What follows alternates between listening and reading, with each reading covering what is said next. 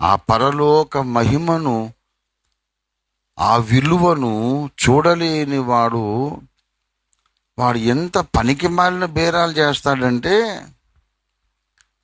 He will lose his eternal blessings. ఒక గడ్డి పరక కోసం నిత్యత్వాన్ని పోగొట్టుకుంటాడు. ఏశావు ఉన్నాడు,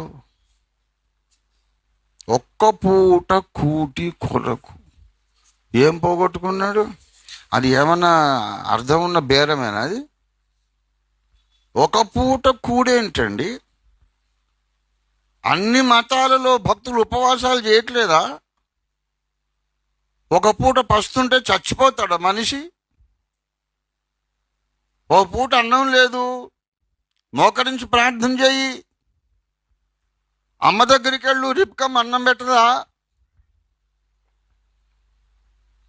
బోళ్ళని ఆవులు, గొర్రె మేకల మందలు ఉన్నాయి.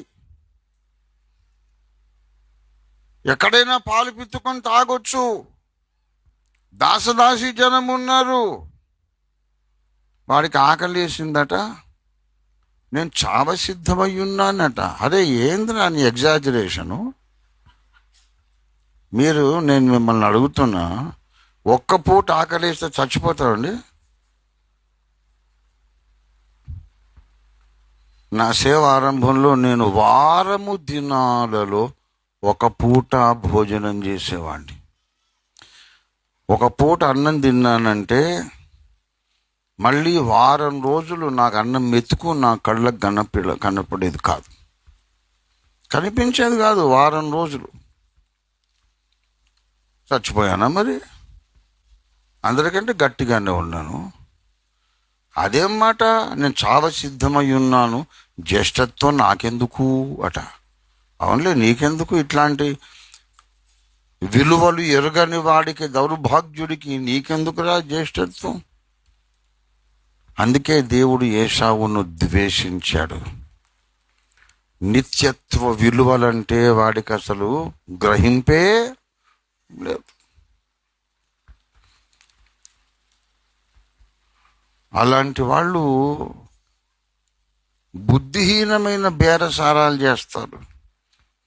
జగద్రక్షకుణ్ణి వాళ్ళకి అప్పగిస్తే 30 వెండి నాణ్యాలు ఇస్తారట వాళ్ళు. అసలు ఏమైనా అర్థం ఉందండి? మైండ్ పోయింది వాడికి అసలు.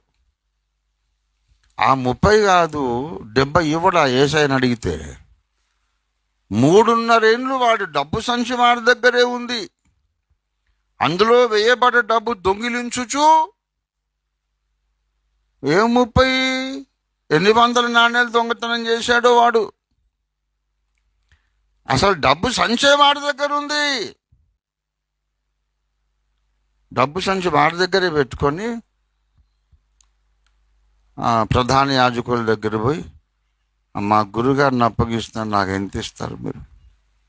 అరే నీ నడుంకే కట్టుకున్నావు కదా డబ్బు సంచి, 30 వెండి నాణ్యాలు అంటే సరే బేరం ఓకే, సెటిల్డ్, ఈ రాత్రికి రండి నేను అప్పగిస్తా. ఏం సాధించాడు? నిత్యత్వ విలువలను చూడలేని వాళ్ళ బేరసారాలు ఇట్లాగే ఉంటాయి.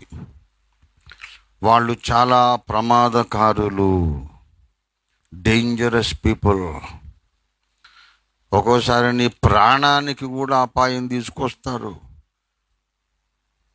అందుకే ఈ లోకస్తుల చేతిలో నుండి నన్ను ఏం చేయమన్నా రక్షించుము.